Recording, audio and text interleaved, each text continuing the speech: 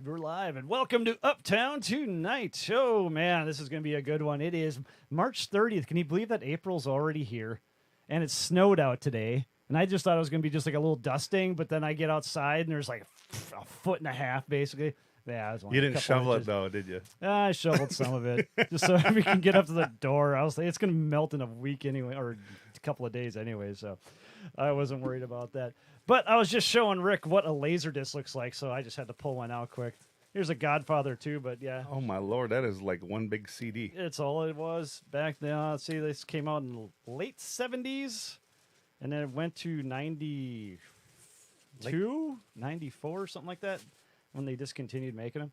I don't know. I got a whole bunch of them down here, so that's kind of my little... it's just fun to collect. And you get to watch old 80s movies at the same time. My old 80s stuff down here. And, you know... It's awesome. Yeah, but, you know, we got a show to put on here. Let's not talk about Laserdisc the entire time. So we got Brady's in today for Cito. There he is. He's going to be pushing all the buttons for us. So if you see anything that's going wrong, we can blame him. Yeah, don't mind the technical difficulties. And we also have Rick Adams tonight. This is going to be great, man. It's been. I don't think I've actually met you yet. Don't get their expectations up too high right now. But here's the thing with me is that people that I don't really know, I don't hardly do any research on you at all, just so I get to know you as well as the audience out there. So sure. I don't skip over a bunch of stuff like I do with people I do know. I do that all the time. And I'm your host, Wade Stallenfocker, or The Wiz, or what do they else they call me? Whatever you want to call me this week. Don't forget Discount Tom Cruise. Discount Tom Cruise. I was called Tom Brady a couple weeks ago. It was weird. Okay. I don't understand people sometimes, but, you know, that's what it is. And the best thing you can do for us right now is hit that like button, subscribe, comment. If you're in the live, or if you're watching us live right now, you can join us with the live chats and, you know, ask any questions you like. We'll try to get to them as soon as we can, if we can answer them and all that. So please do that. Subscribe. That's the best thing to do. All right. So last weekend, we're going to our weekend fun.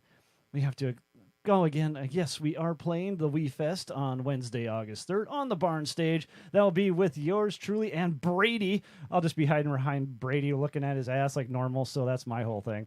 And then we're going to, we still have to give away the JoJo Mayer DVD. So you can click on that one right there, Brady. Good.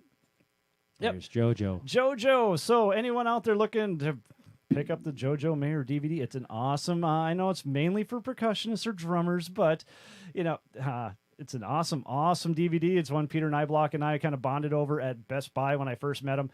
And all you have to do is just guess what brand of drum set that Peter Nyblock first purchased way back in, it was pre-70s. I'm not going to give you too much more than that.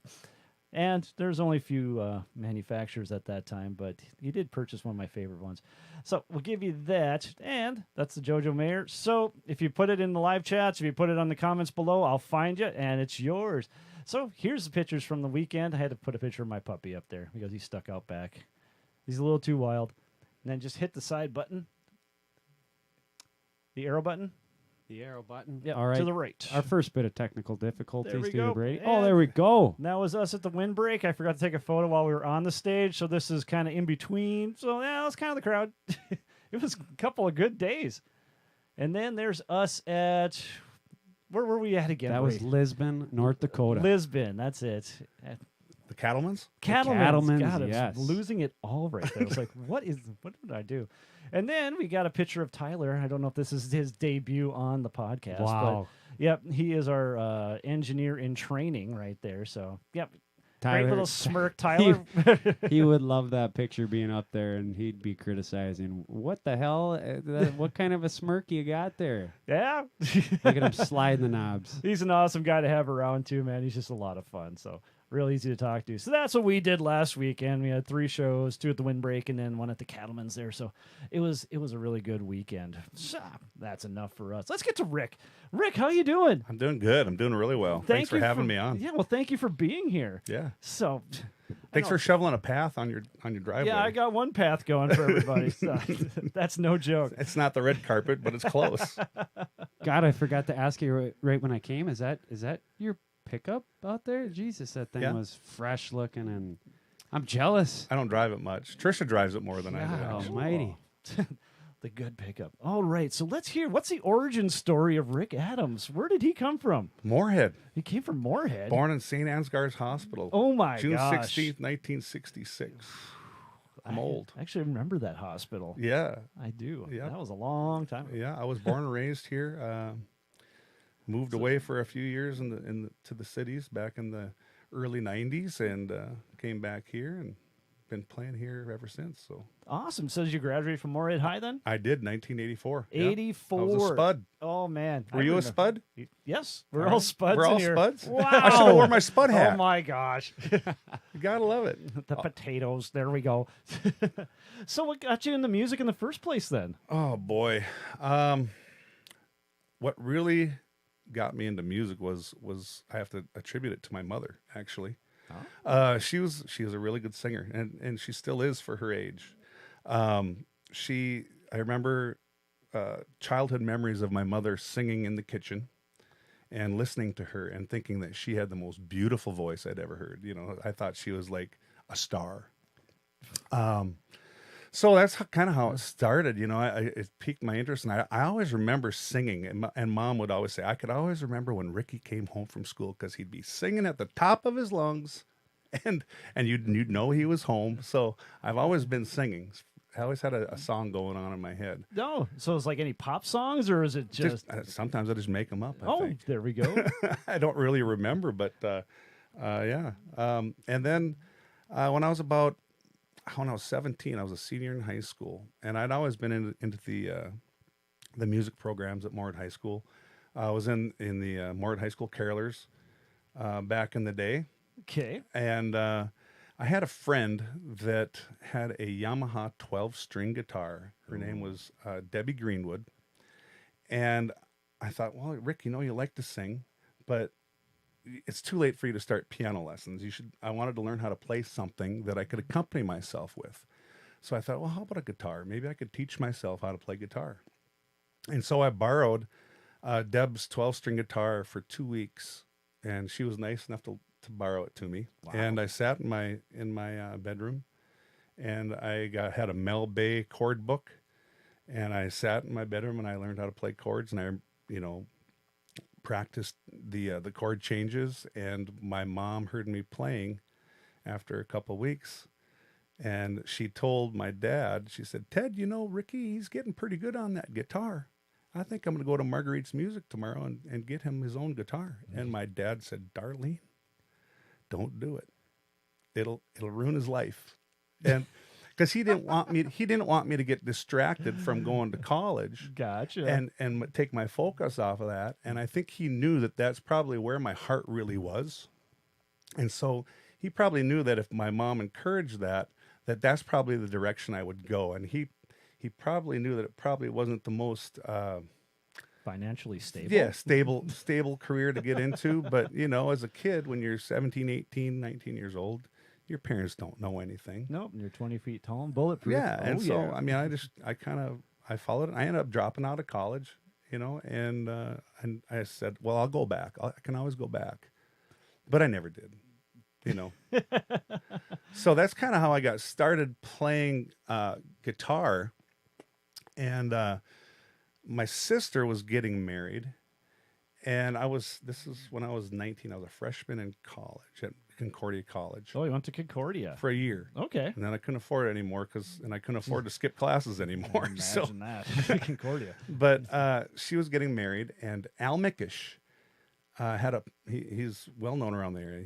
He had a polka band, and me and some friends, my best friend in high school played the upright bass in orchestra. So I called my friend Kevin. I said, hey, Kevin, you know how to play bass, electric bass? He said, I could figure it out.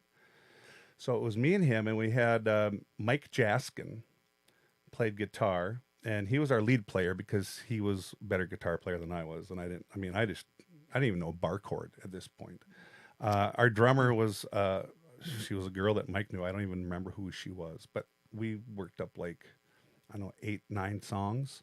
And Al Mickish was nice enough to let us get up on his breaks at my sister's wedding dance and play a few tunes in between his sets. Oh, awesome. What kind of tunes were these? It was Alabama, probably, okay. I I think there's a song called Red River by Alabama. You've probably never heard of it.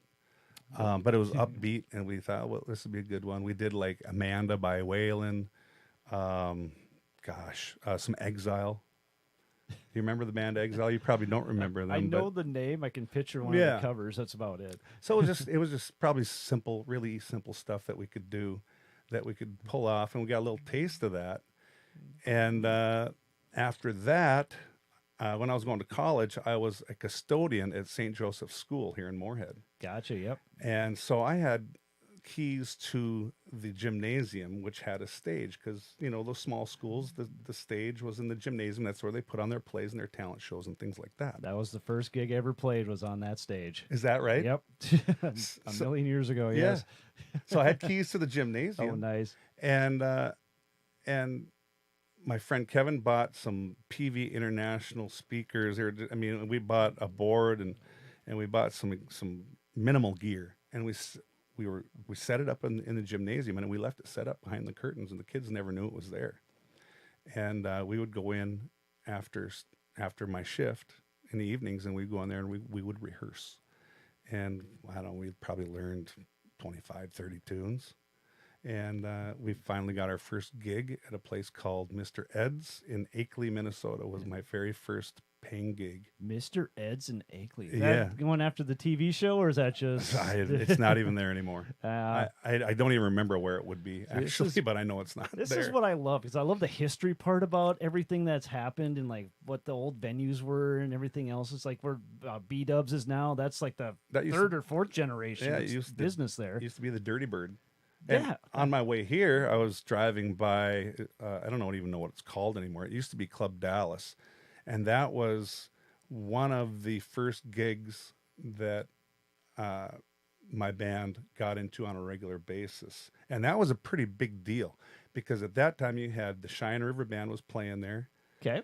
And you had the Barn Boys that were playing there, and Salt Creek, and Redstone, another band out of Alabama. And just all the best bands in the area. Burbank Station, they were all playing this club, and so we got in there. I think we were doing 6 nights a week for $1,200. Wow! But we thought we had it licked. We thought, oh, this is great. We're getting somewhere.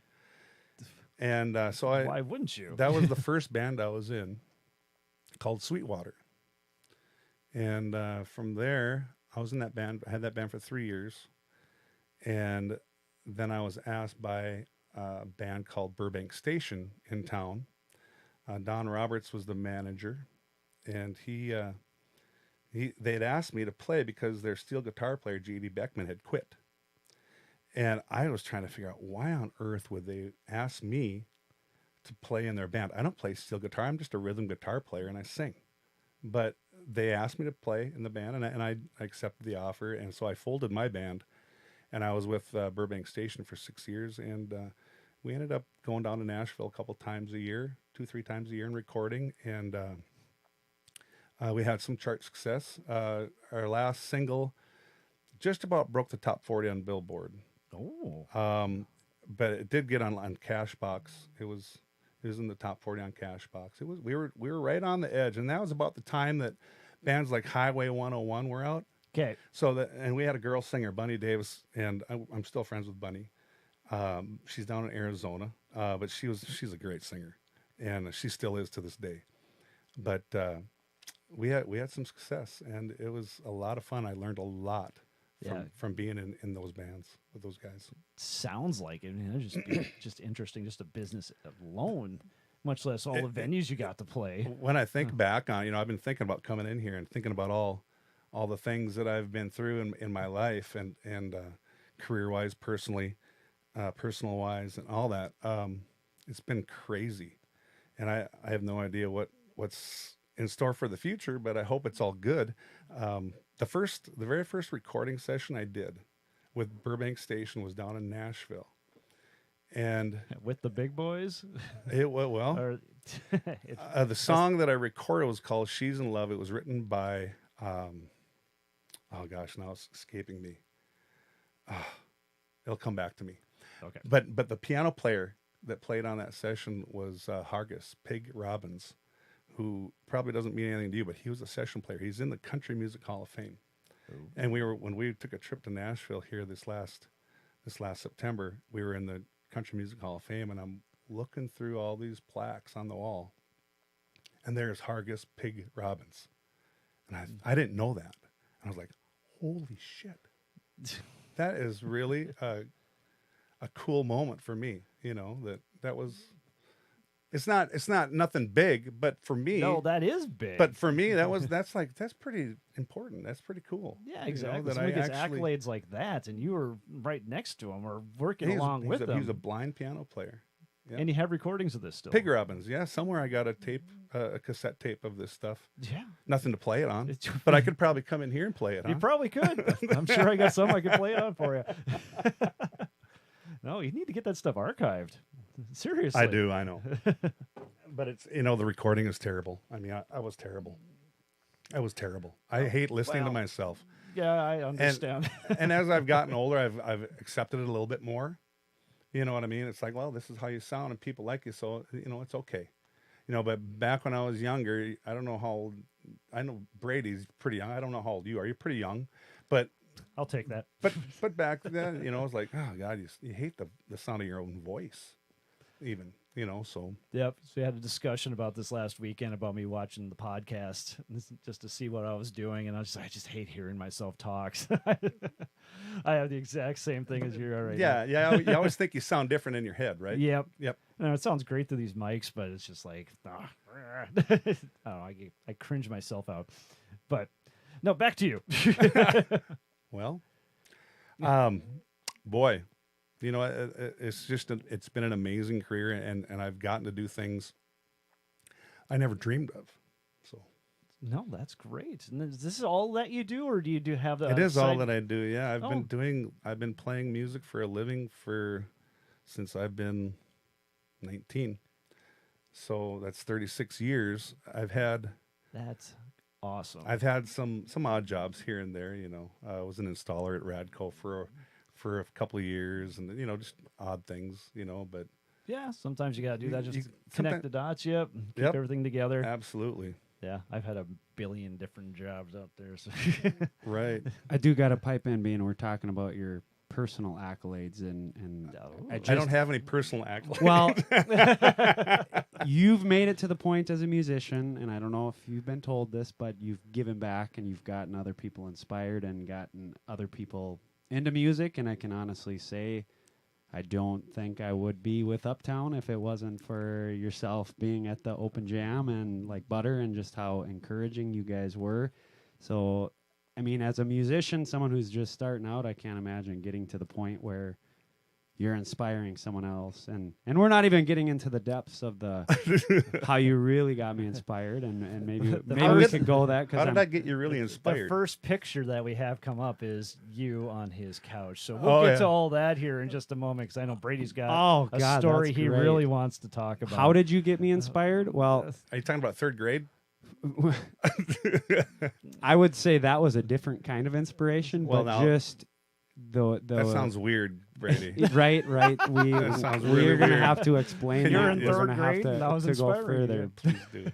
But I would say that just I screenshotted the text that you sent me the next day after that first time that I had went That was a couple of years ago. to the open jam. Yes, because Yeah. I went out to the windbreak, and of course there was Rick on stage playing with the house band, and I was at first shitting my pants because I was like, oh my God. Because I just played with some garage buddies, so there we were listening to these musical vets, and I'm like, oh my God, I'm about to get up on stage, and there's Rick, and he's gonna play.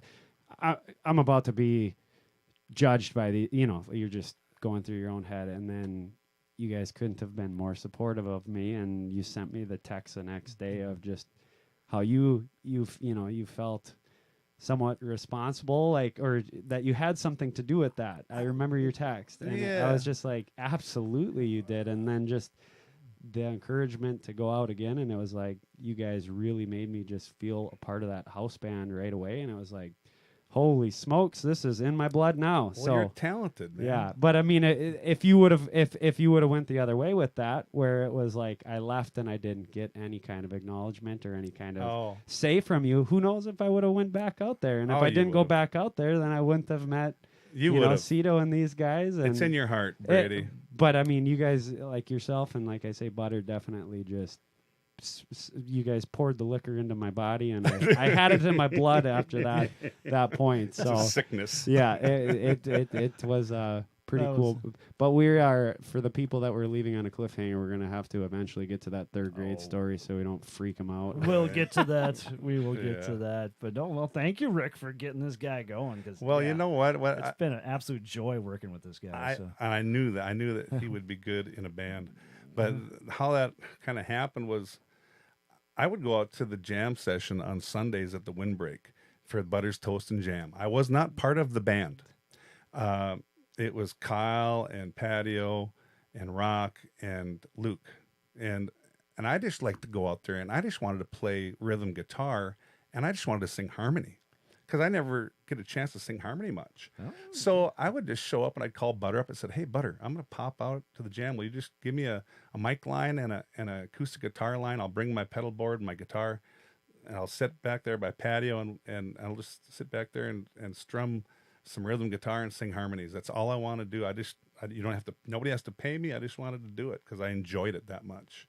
And playing and singing with those guys is awesome. You know, I miss Sunday nights out there at the Windbreak with that jam.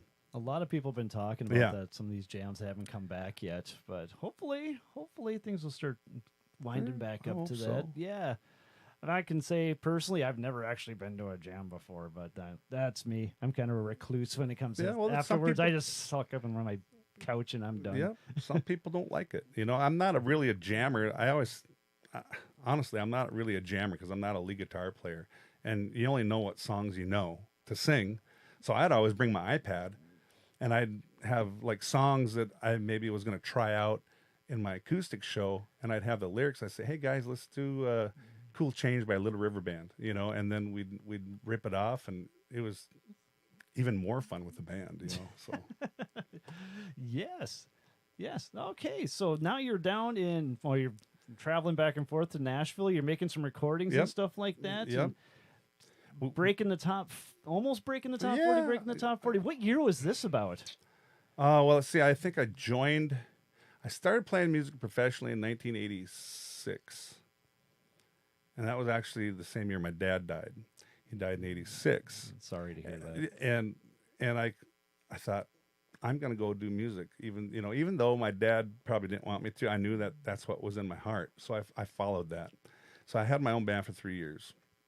And so in 1989, I think, is when I joined Burbank Station. Okay. So 89, and then we had that band, and Bunny, who I told you about, she lives down in Phoenix. She ended up leaving the band. We were this close to getting a record deal. Oh. And I mean, we had our manager Don Formanek.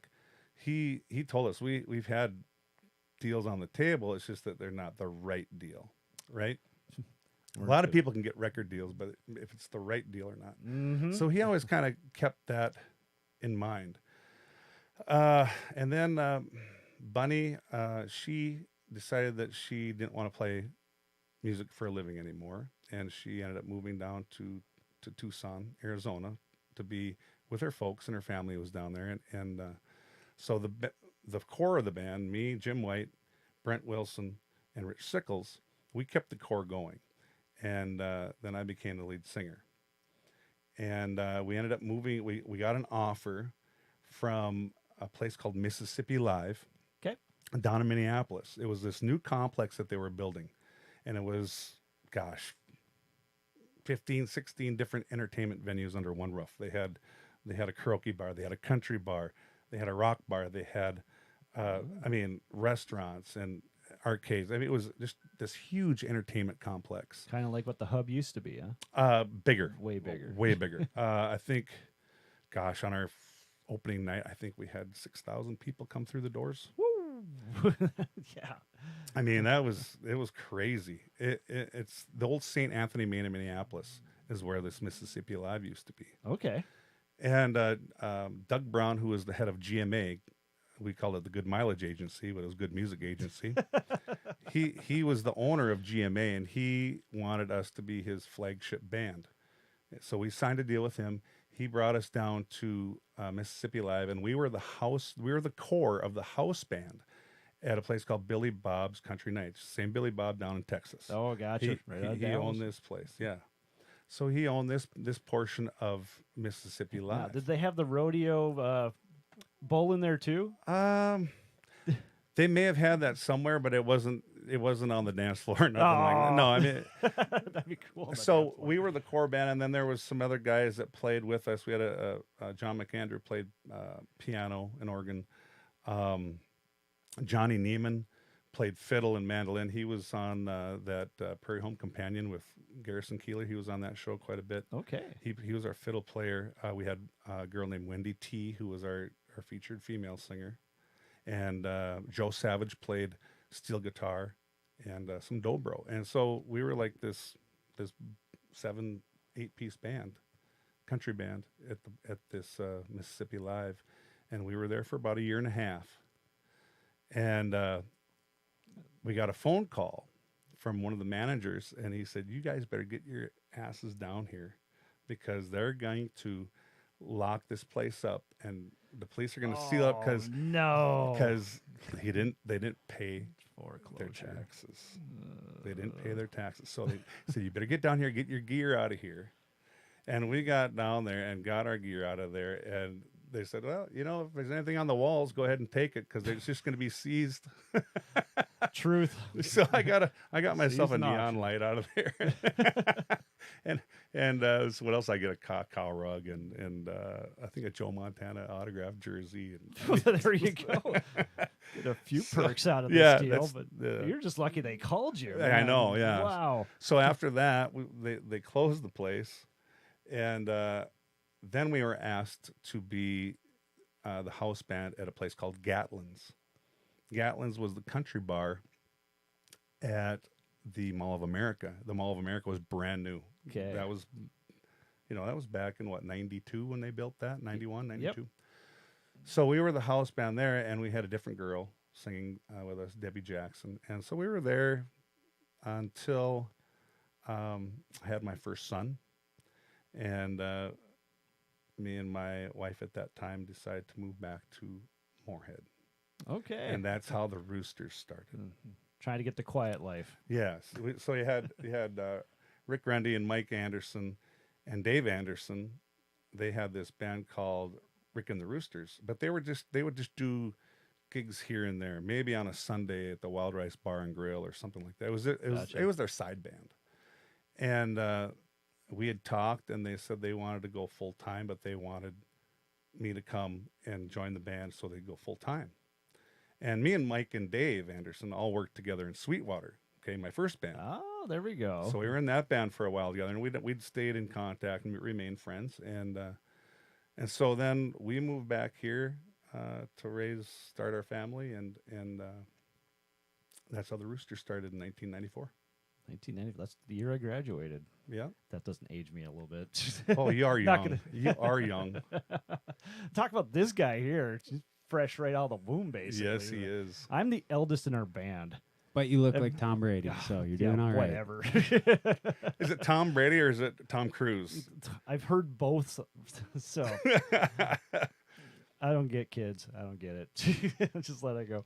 Wait, you got called Tom Brady by a kid? Yeah. Wow, that's even more impressive. Yeah, no kidding. Was she a gal? That wasn't even a girl. Wow. Well, all right. You have sunglasses on? No, I was just sitting there. And a tall model like standing Tom next Brady, to you? and I'm like, all right, I guess I'll take that. Yeah. But what's this all about? That's not an insult. Right. So you had a whole big thing down in Minneapolis for a long time. I never knew that. It lasted about 2 years, 3 years. That all went through in 3 years? Yeah, I think so. Wow. That's just a lot going on. Yeah, it was crazy. But still, that's awesome. Then you came back and you Yeah, started came the back- we Roosters started and all the that. Roosters, yeah. But before we get too far into that, we got to make sure we're watching our time too. I know Brady wants to talk a little bit about this third grade thing, talking about Well, kids. We just need to explain it further. I hope Mrs. Olson is watching, by the way. Mrs. Olson. I hope she you're watching sees. too. So, So let's go to the photos because the first photo is of Uh-oh. you on his couch, so we can get into all this. so to do right that, there. we got to go to guest slides. Guest slides, here. there you Okay. are. That's Look at pandemic, that. isn't it? Oh that, my Is that during God. the pandemic? Brady's had there to have is been. all smiles, man. Or close to it. Well, just look at that. I'm surrounded by Rick Adams guitars and just like We were having fun. that was really one of the first experiences that I had singing with another person too, and just trying to do harmonies, and like it was another just super eye-opening learning experience. You know what really pissed me off about this day, though, Brady? Was that I invited you over to come over, hang out, play some guitars, and here I'm sitting here, and this third grader sitting next to me he plays guitar better than I do, and I was like, what the hell? I do. I don't know if I can concur on that, because that was one of the I had to make a comment to Rick just the other day when I'm watching his live musics where I'm just like, my God, your guitar playing is getting better and better, and I mean, I don't is that taken off with just doing the solo acoustic shows, or like I'm watching you doing the Ghost Riders song, and it's just We've like, been doing that forever, though. but you know? just your picking and just how clean it is, and like Oh, the thank finger you. pickings. I mean, it just comes with I play a lot. yeah. I do a lot of shows, and this just comes with playing a lot. And then, I have learned a lot about the guitar, or a lot about what works and what doesn't, just by doing acoustic shows for the last 4 or 5 years. So. You never stop learning your instrument either. No, so I mean it's amazing that the things you can discover. oh, And you just It keeps you you've got fun. incredible guitars and incredible. I mean, just look at that. That was one of the most fun things, because there's my guitar sitting next to me where I'm like, well, I'm not going to play this one, and I'm going to play one of Rick's. So yeah, that's why I said coming in here I need to bring some Bud Heavies, because that's Full we diesel. got there, and That was there a good was day. Rick. He went to the fridge and got some Bud Diesels, and there we were. That was absolute blast. That was a good day. That was a good day. all Good right. Let's bring you experience. back to third Okay. grade. Doodaloo, doodaloo, Okay, doodaloo. you want to tell? You tell a story. Want me to tell a story, or you tell a story? I can tell it from Your perspective. my perspective of what I remember as a third grader. So Maybe I should tell my And then we'll get your You- part of it first. you and then go first. Okay. Okay, you go first. So my friend Cheryl Olson, who's been a great friend for many, many years, still is to this day. She was a teacher at Washington Elementary School in Moorhead. Washington. That's gone now, isn't It it? is, and I actually went there for first through fourth grade. Oh wow. But so Cheryl she'd come out to see the Roosters, and we became friends. And she said, Rick, I would like you to come in and read a story to my class, and tell them the importance of knowing how to read, and how important it is to know how to read in your life, and how you apply it into what you do for a living. And maybe you come in and you could bring your guitar and sing a couple songs. So I said, sure, yeah, I can do that. And I went in there and I read this story called A Town Called Lizard, and read the story. And at that time I had just recorded my first solo CD, and I brought a box of CDs, and I gave one to all the kids in the class. And we sang some Christmas songs, and I think I probably sang Ghost Riders in the Sky, and I sang Night Rider's Lament, and then I think I did it again the next year. I did it 2 or 3 years. I can't remember. I know I did it 2 years for sure. Okay. But so that's, and I didn't know Brady was in the class. I didn't know who Brady was. He was one of those third graders. So that's my story of it.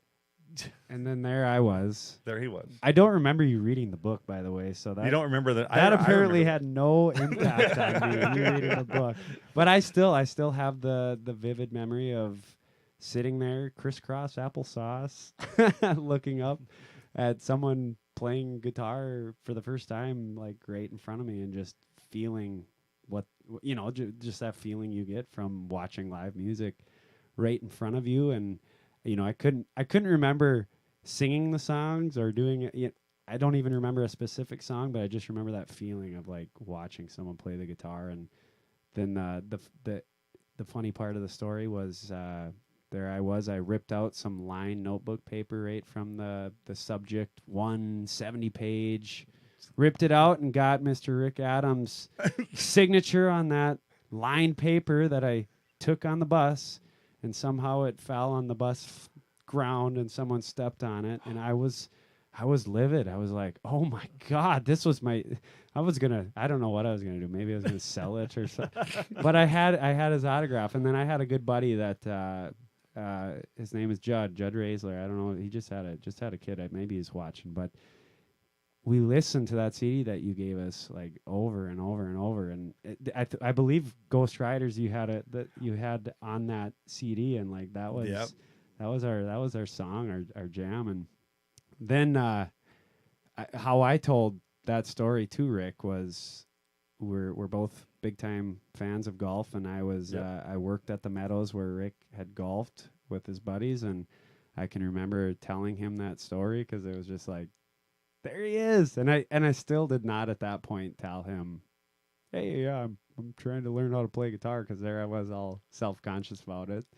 And then that's kind of why that moment of walking into the windbreak and seeing, oh God, there's Rick, and I'm about to try to play and sing in front of him. It was like a very full circle moment, as you'd say. But it was a super impactful moment, and it's been fun now growing and getting to talk to Mrs. Olson about that, because she hasn't yet this year, but she subs at Robert Asp where I work, and it's and now you're a teacher, and it's another full circle moment with her as well. And yeah, it's a beautiful thing. It is a beautiful thing.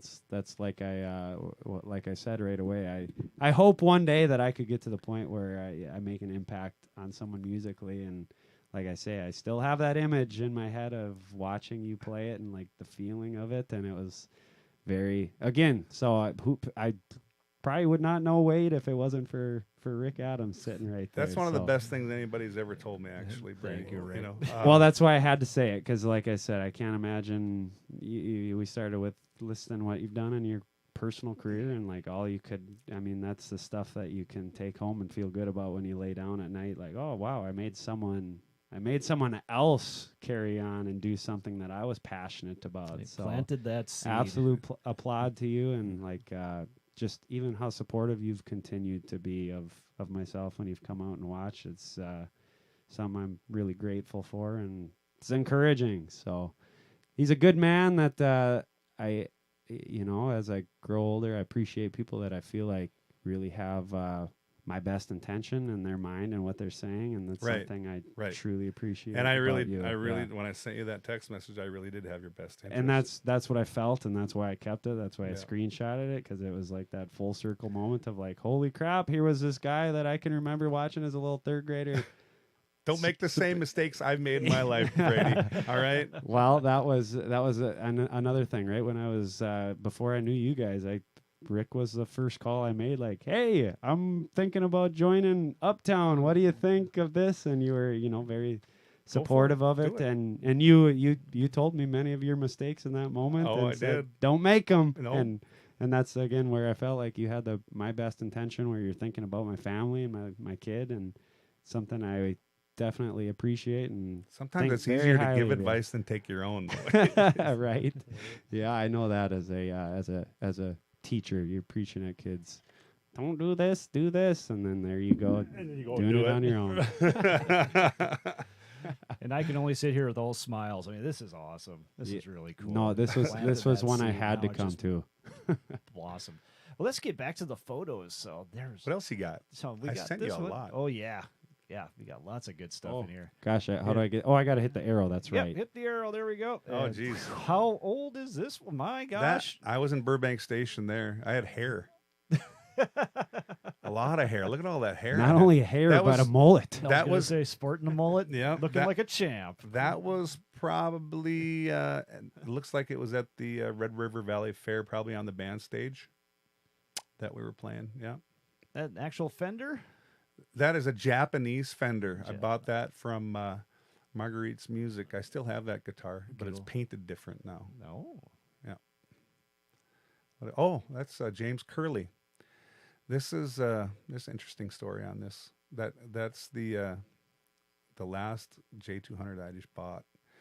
Me and Trisha had gone to Nashville, and for just I'd been working my tail off all summer, and I thought, what, let's take a week, let's go someplace, let's blow off a little steam, So we took a trip to Nashville, and I wanted to go to this place called Gibson Garage, and I have 3 other Gibsons before I bought this one here, but there's Gibson J200 that I bought that has a very, very special story, and it has to do with my son who passed away. And I was telling this story. I came into the Gibson Garage in Nashville. I'm sitting down, and I said, "Hey, you guys got any J200s?" They had one J200 left, and they hadn't had one in a while. So I sat down, and I'm playing this J200, and this guy comes over to me, and he starts talking to me and asks me about my background, my story, where I'm from, and I tell him about this other J200 that I have and the story behind that. And he says, "Well, that is an amazing story. And you know what? Thank you for sharing that with me. Now I want to share something with you." So this guy takes me back, and he says, "By the way, my name is James Curley. I'm the CEO of Gibson." And so he takes me back to this. They have this curtain. At the Gibson Garage, they have a stage, and they have this black curtain. He opens up this black curtain. Behind there's a door. And so he takes me and Trisha back through this dark hallway. And I'm thinking, where are we going? And he opens up a door, and there's this beautiful lounge that nobody knew was there. You'd never know it was there. It's this beautiful lounge. It's got all these guitars on the wall, amps, seating areas, a fully stocked bar, bookcases. And he says, "This is the lounge. This is where we do a lot of our Gibson TV filming back here. It's also a lounge where a lot of the artists come to hang out while they're in town when they're doing a show." And he said, "We're expecting Eric Clapton here this evening because he was playing at the Bridgestone Arena." And I'm just in awe. I'm like, wow, unbelievable. And then he opens up he's got this bookcase along the wall, and there's a hidden door. And he opens up the bookcase, and behind that bookcase is another door. He opens up that door, and it's like this separate vault room, and it's got probably 6, 7 guitars inset into the wall in cases, and it's like the first 1961 SG ever built, the first Flying V Gibson ever built, all these rare guitars, Interesting. and I'm like, holy crap. Needless to say, I bought that guitar that day.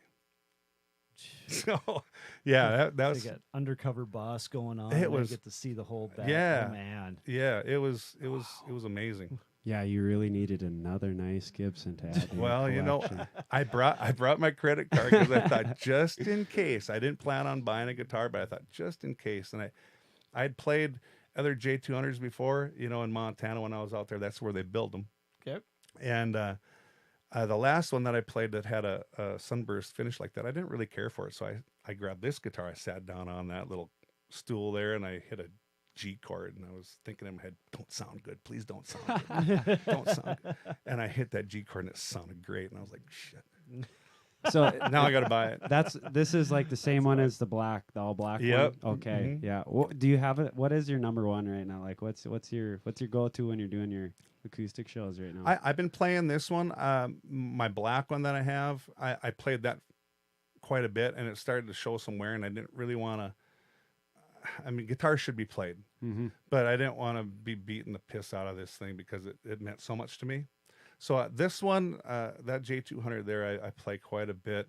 And then I've also got an AJ45 that I have just started playing quite a bit because I had Paul put in some different electronics, and he really did some magic with it. We really found the right combination there. So I've been playing that quite a bit too. So, yeah. Cool. Oh, that's when we were out in Montana. When we were out in Montana, this is a couple years ago, me and Trish were out there skiing, And my friend Michael Pink said, "Hey, I want you to go to this cafe. My friend Costas is there. Costas is the guy in the middle. Costas is a songwriter. He lives in Belgrade, Montana. And he was there having dinner. But Costas has written some huge, huge hits. If you Google his name, Kostas, you might have to look a little bit because it doesn't give his last name. I think his last name is starts with an L. He's Greek. He's written songs. Ain't That Lonely Yet by Dwight Yoakam. Timber, I'm Falling in Love by Patty Loveless. Countless hits, countless co-writing hits. The guy's a monster songwriter. Yeah.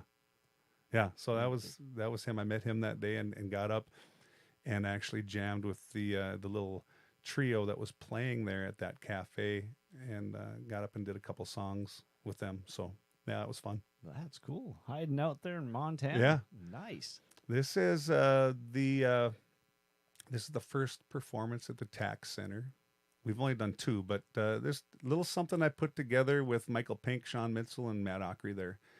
And we called it Rick Adams and Friends. And then we did another one, and we called it Rick Adams and the Acoustic Sharks. And it was just something that I put together for something different. You know, this was pre-pandemic. But it was just an ensemble that I wanted to put together. I came out and I did 20 minutes probably.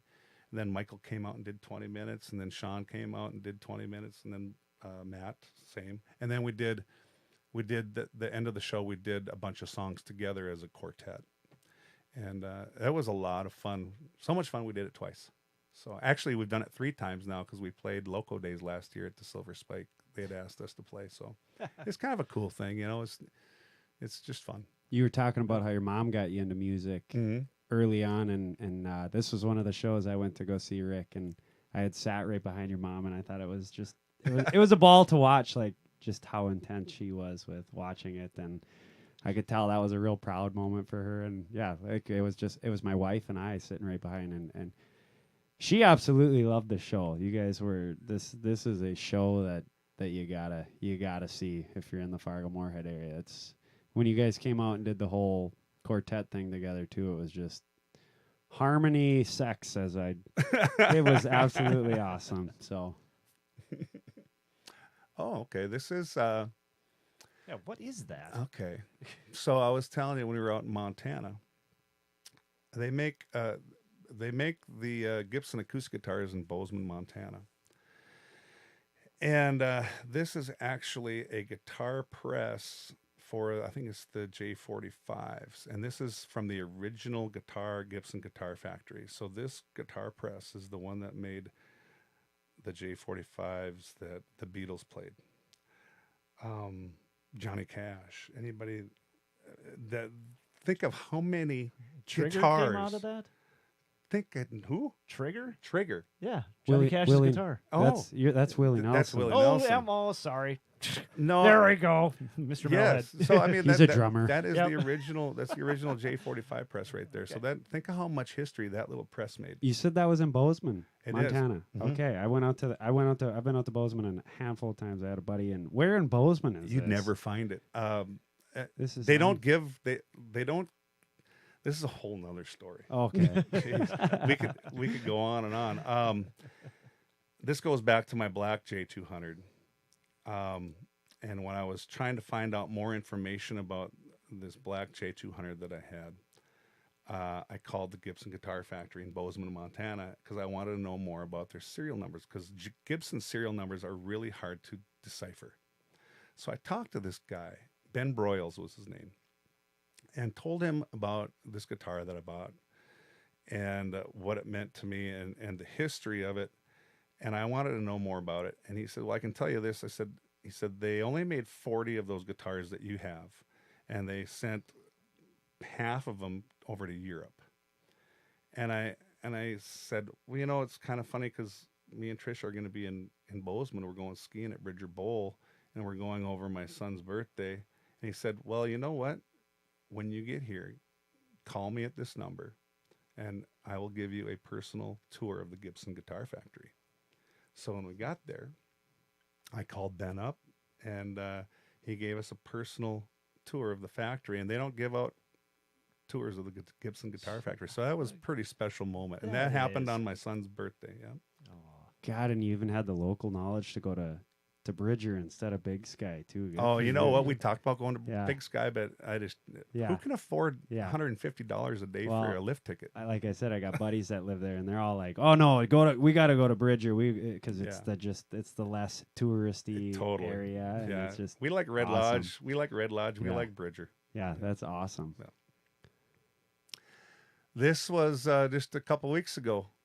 Actually, me and Tricia took a trip to Isla Mujeres, Mexico, a little island, which is about a 20-minute ferry ride from Cancun. And we went there for 2 weeks. And I've been going to this little island since 1995. And I've taken many trips there. And over the last few years, since I started doing acoustic shows, I've gotten to know some of the guys on the island that do acoustic shows, because they do a lot of them. And Julian Kamaz actually lined up a couple of shows for me to do while we were there for 2 weeks. So I ended up doing 3 shows while I was there on vacation. And they all went really well. A lot of Minnesota people go there. So people from Minnesota, they want to go see the local talent, but if they find out that there's a guy from Minnesota here, let's go check this guy out from Minnesota. He's playing tonight over at El Patio. So it went really well. And so next year, if everything goes right, we'd like to maybe do a month down there in the winter. Oh, that would suck. And just do a couple shows a week, and just get out of here in February, March, somewhere in there. I got to go to that island for a day, because that's where my wife and I we did our honeymoon to Cancun and got to do the Isla Mujeres. We just did the little tour, and it's one of the most beautiful places I've ever seen, and just the water and how it's like that blue water, like the bright blue baby looking. I mean, it's just absolutely gorgeous. I have aerial photos from a drone that a guy took and sent to me. It's amazing. Yeah, it's beautiful, and it's not commercialized, and you can pretty much walk anywhere. It's a small island. It's 4.5 miles long by half a mile wide, and so this picture was at that show. Next year, I've had a lot of people talk to me about coming down, and for a moment I had a thought, well, maybe I could get a charter and organize a trip and have a bunch of fans and friends come down. But then I thought, no, Rick, you're just going to cause yourself a headache.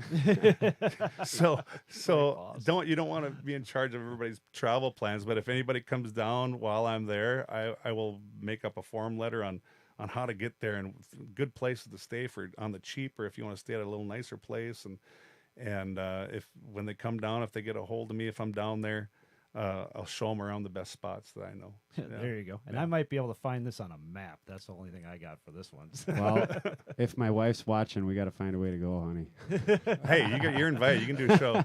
Oh my gosh, this is pandemic here. That's me and Tricia. That was just a funny picture. I think we were.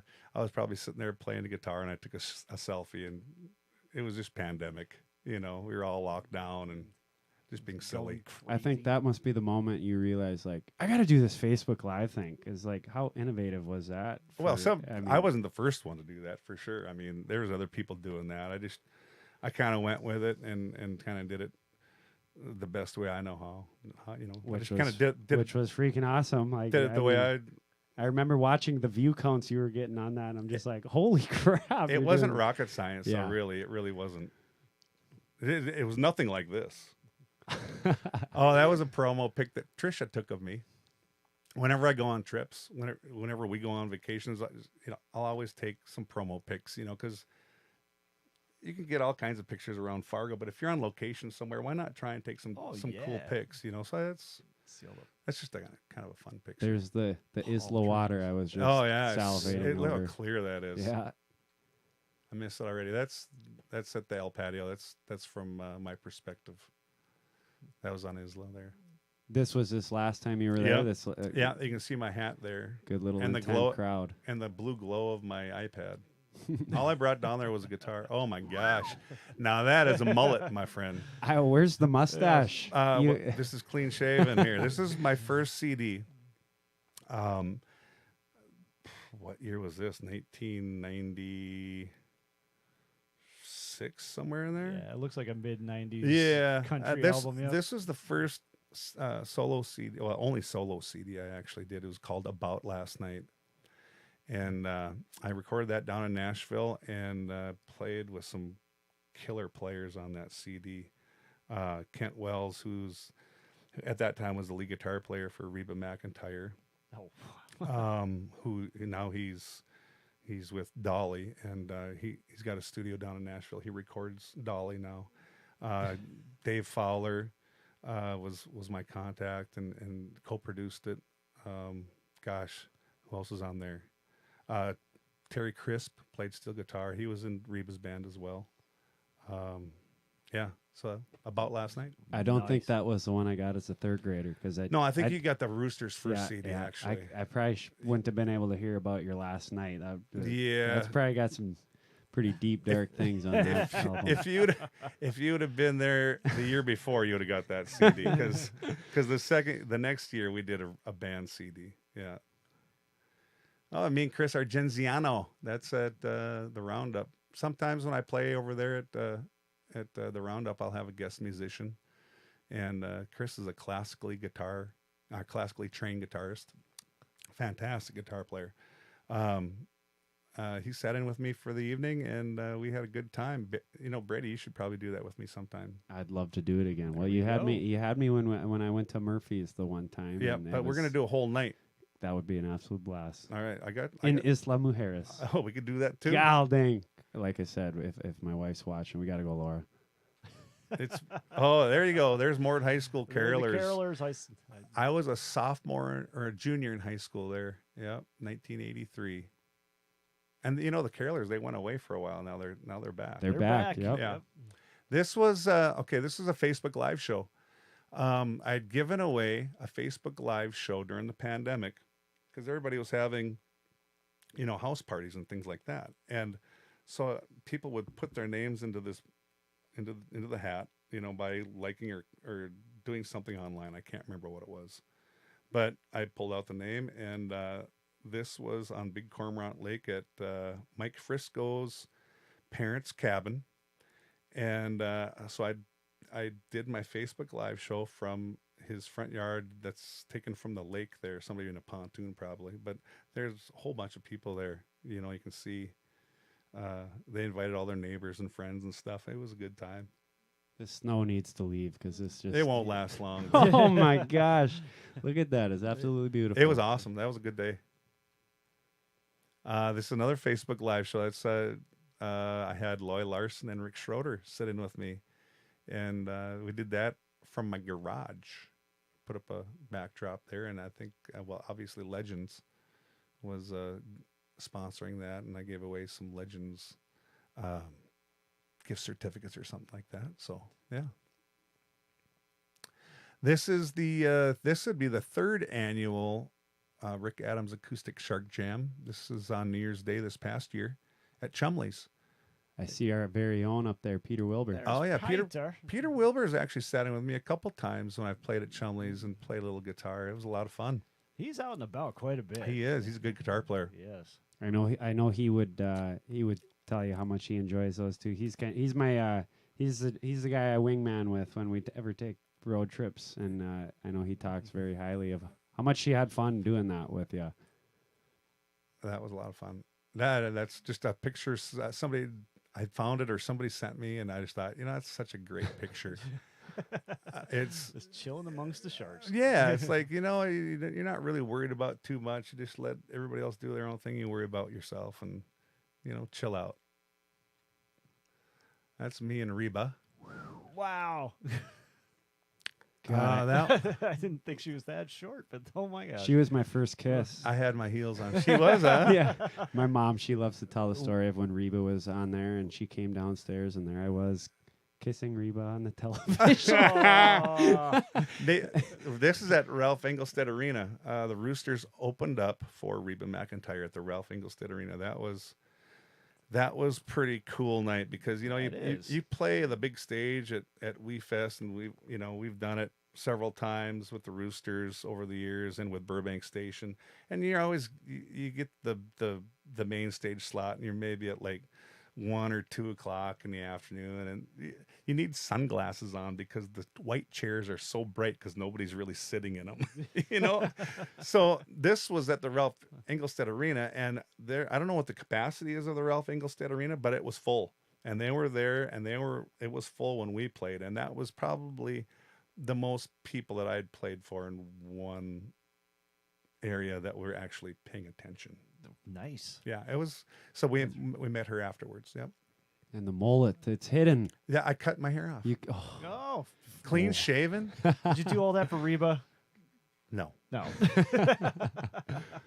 This was the Roosters. This is the Willie's Jam. Willie's was a restaurant in Dilworth, right on Highway 10 there. Oh, I remember that. And I was good friends with the owner, Orville Heeb and Todd Heeb, friends of mine who are, Orville is, Dale Heeb. Right? Yeah. You know Dale.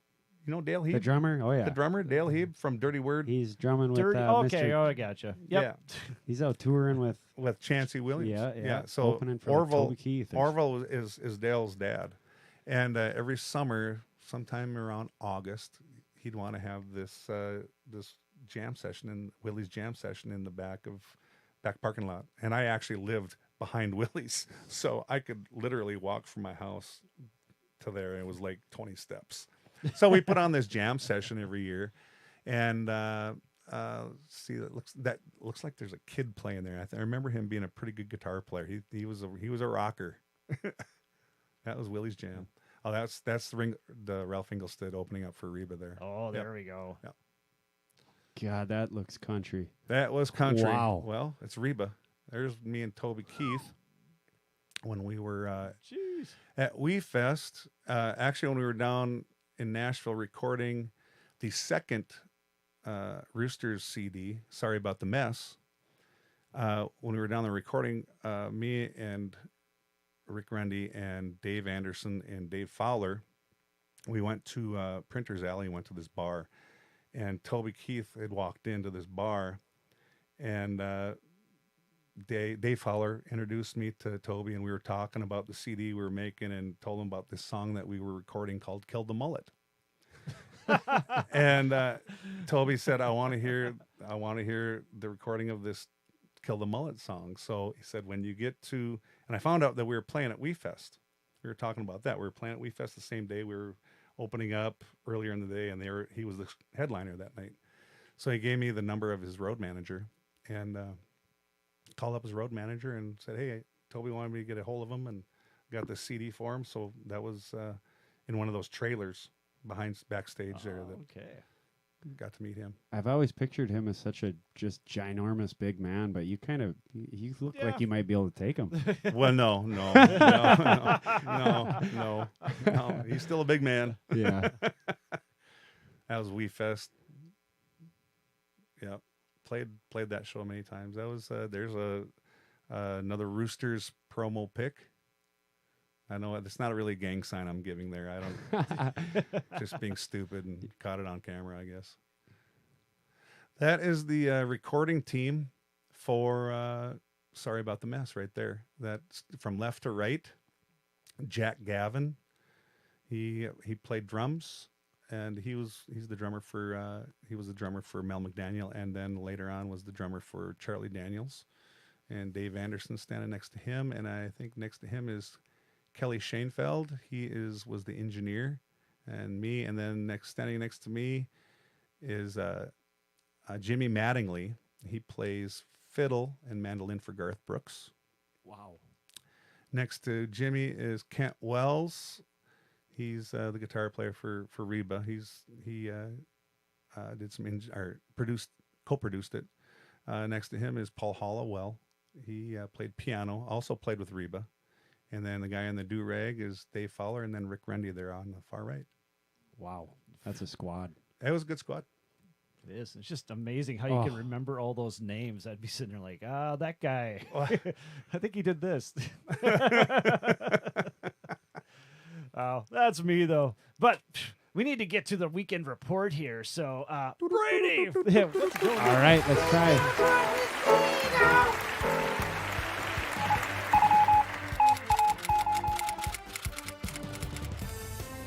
Wow, you guys got some intense music going on back there, too. I like this. All right, we're going to take you uptown right away, going to the windbreak. We got Fool's House playing Thursday and then Saturday, so they got the ladies' night.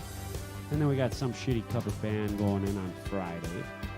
Up at the Southtown Poorhouse in Grand Forks, Fool's House is playing in between their windbreak gigs on Friday, and then some shitty cover band is doing the Saturday. At Shooting Star Monoman, we got Shirts and Skins playing both Friday and Saturday at the Mustang Lounge. At the Fargo Theater, we got the Church Basement Ladies. And at TAC, we got Mr. David Lee Murphy. Who's he? Wow, I think he is. I wonder if he's bringing some dusty balls with him. He's written a few songs. He's got a handful of songs. That's pretty awesome, though, to see that TAC is getting some music in there like that. Going downtown, the Acoustic Corner, Thursday, March 31st, we got the guy right here, Rick Adams, playing at the Side Street. It's tomorrow night. Tomorrow night, 8 o'clock. And then we got Dan Christensen playing at the 701. Not quite on the roof yet, but getting there. And then Friday, April 1st, on April Fool's Day, we got Rick Adams going to the West Fargo VFW. So it's staying busy. It's God, you gotta love that. Fargo tour. You gotta love that. Yeah, and then we got Keaton, Tor, and Pat at the Swing Barrel. Peter was saying that was a real fun place to play. He had just played there last week, so check that show out and support Swing Barrel. I gotta get some more Swing Barrel beer. Saturday, April 2nd, we got Roman and Rick playing Silver Dollar Flying Pig. Is that yourself, Rick? No, that's not me. Okay, That's Rick Schroeder. Okay, Rick Schroeder. He used to be in the band though, the Roosters. Absolutely. Yes, and Roman. Did they have a band together? Yeah, they still do. Yeah. Okay. Yeah. Okay. They're Troubadour. The silver. Oh, there we go. The Silver Dollar. And we got Lori Elaine and Chad Stevens playing the West Fargo VFW on Saturday. Gordon Christensen is playing Swing Barrel, and Mr. Jim White is playing the Silver Spike on Saturday. Going down, or we're still downtown at the Fargo VFW. We got the Quick 56 playing Friday and Saturday. There you go, Derek. Yeah, the Fargo Brewing Company's got John Wayne and the Pain, Heatbox, Highly. Okay, so I wonder if those are a couple openers, or I would assume so. I saw Fargo Brewing Company highly promoting that show. So, and then they got Heart and Soul out there on Saturday with Jupiter Salute. And then at the Troll Lounge, we got Travis Neros, who does a bunch of the open mic hosting around town, playing on Saturday. And the Bluegrass Jam is that was last night. So hopefully, next Tuesday. Oh, that's next Tuesday. Okay, yeah, we're looking at April 5th. Gosh, it's good that April's coming around. That means we got the Masters coming up too. So it's always good. Tiger's playing in that too. I heard he did a practice round, and he let his little boy Charlie skip school and go play some golf with Dad and Justin Thomas. So we at the Bar 9, we got Stella playing on Friday at Front Street. We got Kohlrabi Soup playing Friday, and then the Tonewood playing on the second Saturday. At Harwood Bar, Blue English is playing on Saturday. Now, has the Harwood Bar had bands in the past? This is the first time I found Yep, one they have. Yeah, the Roosters actually have played at the Harwood Bar. there. Okay, is that the Harwood Hideout? Is that? Yep. Okay, so that's what that is. Look at that. Still downtown. So downtown is really rocking the lot of music. We got to love that. At Dempsey's, we got the open mic with Gina Powers, which is tomorrow night. And then the Sun Ride Live is there Friday. At the Aquarium upstairs at Dempsey's, we got Apollo Suns, the Four Feathers, Cold Sweat playing tomorrow night as well. So good to have music to start the early weekend too. Wildly Appropriate is playing at the Aquarium Friday with Free Truman. Now I'm assuming Wade, the Slashes is the second name, the opener, or is it a couple groups going in there? It's usually a couple groups. playing the Okay, same night. beautiful. And then Jensen Sisters with the Crop Dusters playing Saturday the 2nd at the Drumpkin Raft BCR. We got open mic night. Mr. Travis Narrows is hosting tomorrow night. Desperate Electric is playing on Friday. It's got to be my favorite name so far. Desperate Electric. Desperate This one. Electric. At the Delton Urban 42, we got Kathy Brecky and the 42nd Street Jazz Band playing tomorrow night.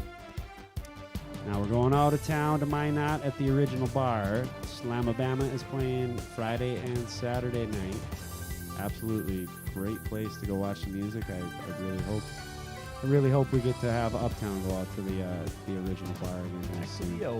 Is this is still your guys' favorite place coming up here though? It is is that correct, our Wade? favorite We got place in the Bismarck-Mandan area. Yeah, we got the Laughing Sun Brewing in Bismarck, Mandan. We got they got music rocking Thursday, Friday, and Saturday as well. They got the good name Desperate Electric there Thursday, Apollo Sun on Friday, and Sugar Break on Saturday. At Sandbar, we got Tyler. How do you say that? Steinley. Steinley. Okay, that's what I thought it was, but I'm seeing an L. Is that Is that a correct? typo? It is. It could be. Okay.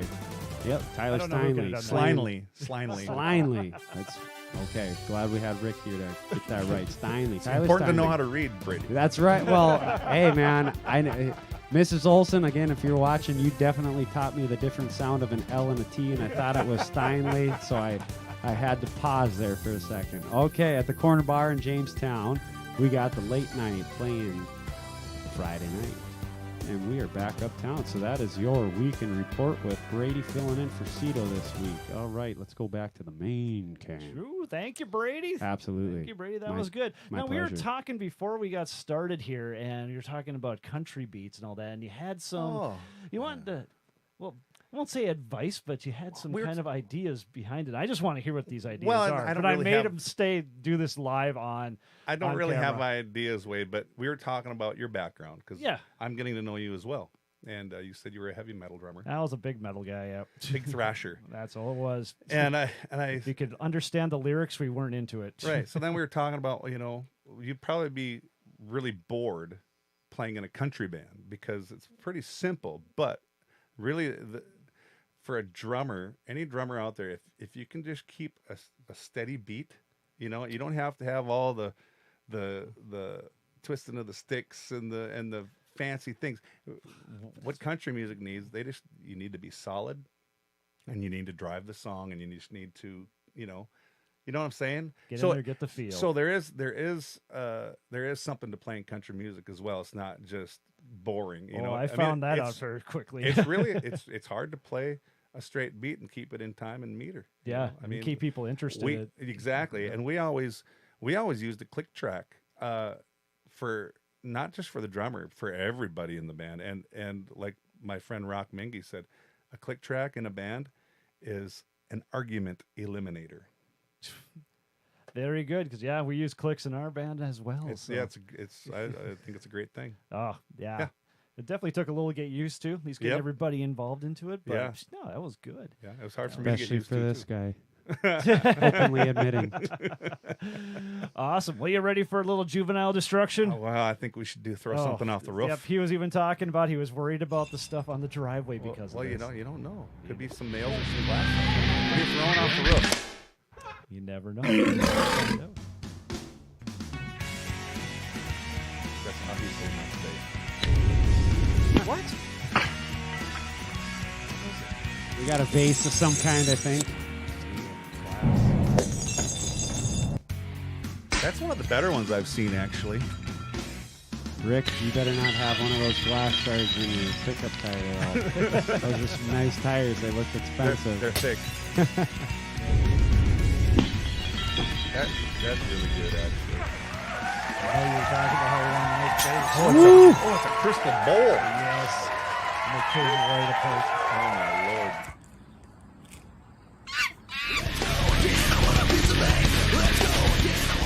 You ever thrown a TV up? Perfect game too. You're hired. but I know we destroyed one when I was a younger lad, and those things make a bang. Oh, I bet. when you take them out. I bet.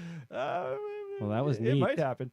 That looked like a college football trophy getting thrown off the. It's probably the roof. Orange Bowl. So very good. We need to wrap this thing up for today, boys. But you got anything left for the good of the order? Where are you playing next? Well, obviously tomorrow and Friday. Yeah, I got a couple private parties on Saturday and Sunday. But you can go to my website. It's rickadamslive.com or facebook.com/rickadamslive.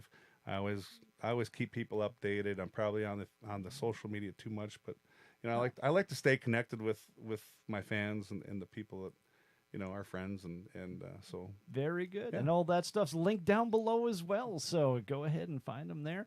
And again, Before you say your last words, you do need to remind me what to do so I don't screw this up. 'cause I know it's- Okay. So Brady is going to go over to the thing, and he's going to go to the end bumper as soon as Okay. I'm done. That's all he's Okay. going to do is hit the end bumper. Okay, but my So last now words you too, heard I got to some sneak them inside in of to the Mr. Uptown Adams. Tonight podcast. Boom. Some of the nuts and bolts work. But thank you for watching today. Make sure that you like, subscribe, and all that fun stuff. If you have any suggestions or want to be a part of the podcast as well, please find us at uptowntonightpodcast@gmail, or else you can find us at uptownbandfargo.com. That's Uptown, the band, it's a band, and fargo.com, and it has all the links that you need to find us there if you want to find us. So remember, if your drummer has more charisma than your front man, your band may be in trouble. That's why Brady's doing just fine. So until next time. Thank you, Mr. Adams. thank you guys for having me. Yes. It was a pleasure.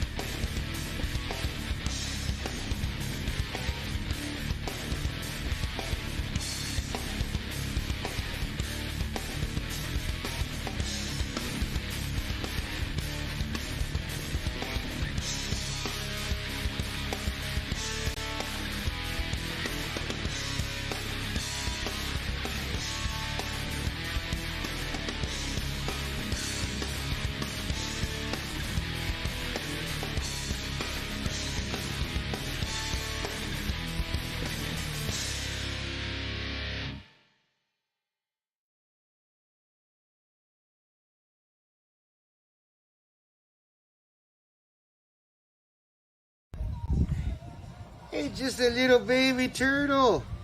Look at him go.